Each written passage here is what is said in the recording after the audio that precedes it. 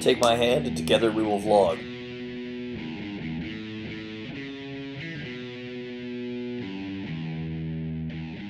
Hello, one and all. Thank you for putting up with the changes that have been going on lately, or just my indecisiveness as far as my vlog goes, and planning of other shows.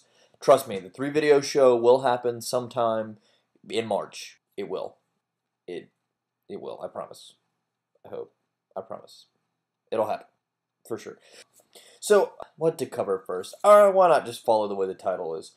Scarlet Fever. So, the reason I bring up Scarlet Fever is because Jim, my longtime friend, and the guy that does stop-motion videos on the channel, Mr. Jimination, go check out his stuff, he has Scarlet Fever currently and a rash. I think it was on his neck. I don't know. Where was the rash, Jim? You should take a picture of it. You should upload a video in response to this video and show everyone. Where's Jim's rash? It sounds like it could be a children's book. Maybe it would be a version of Operation Where's Jim's Rash? So he started losing his voice, and then about 5 days later, strep throat set in. And then 3 days after that, he finds out that he has scarlet fever. Scarlet fever was actually feared in the days before antibiotics.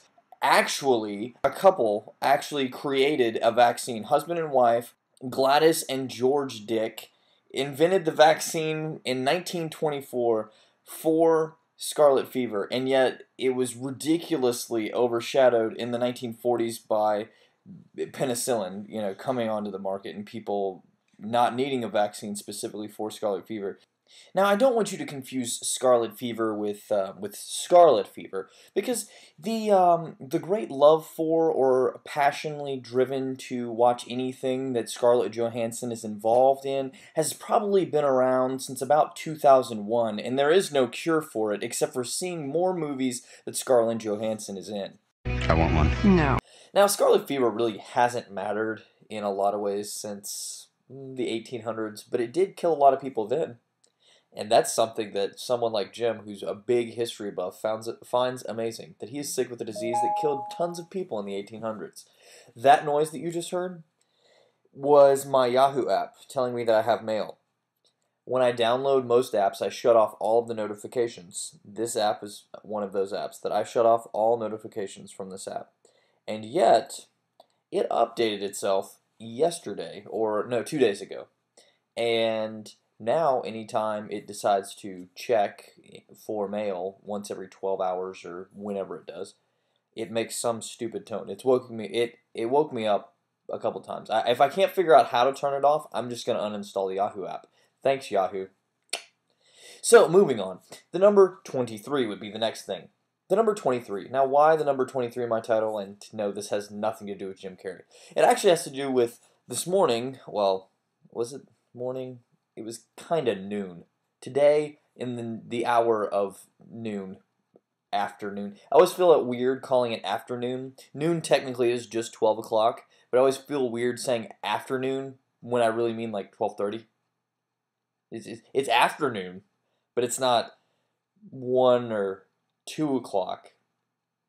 Let's not get into the pre-evening discussion. If you know what I'm talking about, good for you. Mention it in the comments. Blink-182 has a song called What's My Age Again? And in this song, the line is said, nobody likes you when you're 23. And the statement goes on.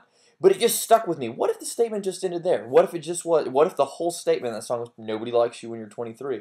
What if we just got rid of people's 23rd birthdays? You just stay 22 for an extra 6 months, and then we have a single birthday to celebrate the changeover from 22 to 24. Now, you do end up missing out on your 23rd birthday because you don't get a birthday on your actual birthday for turning 23, and you don't get one on your actual birthday for turning 24. You just get a super big party like 16 for turning 24. It would make 24 more important. And does being 23 really matter? It's kind of an odd age. I mean, I think I was 23 when I graduated from college. But look where that's gotten me. Thus, P90X is in the title.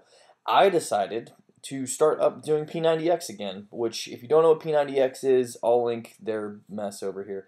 But P90X is a workout routine that's basically videos that you can actually do a video every day of the week for all 7 days of the week. There could be no days off.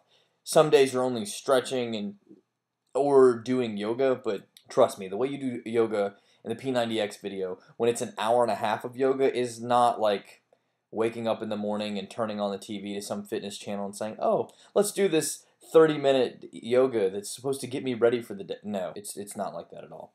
It's much less enjoyable and much more you yelling at the screen and talking to yourself. If you're me, that's what I think. What I might do is turn on a camera one day while I do P90X. Maybe have one camera.